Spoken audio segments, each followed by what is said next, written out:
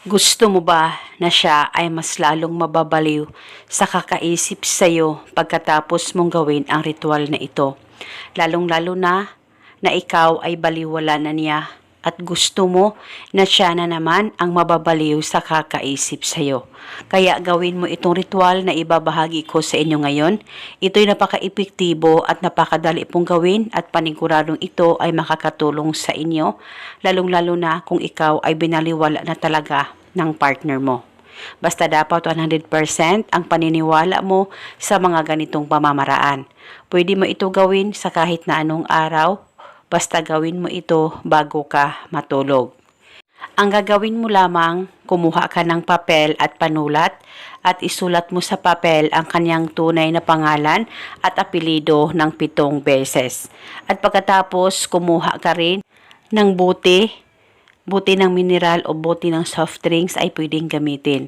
At pagkatapos, i-roll mo yung papel na sinulatan mo ng kanyang pangalan at ilagay ito sa loob ng buti na inihanda mo.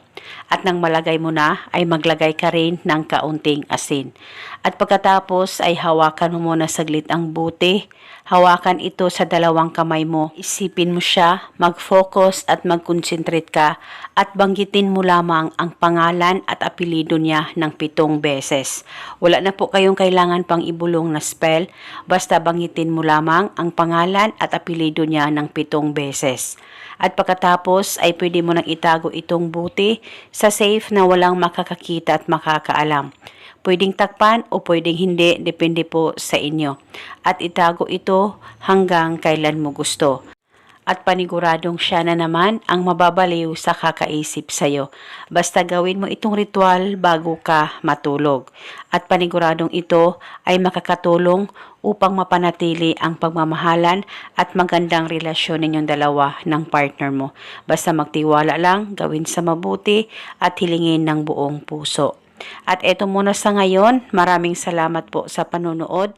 May God bless us all.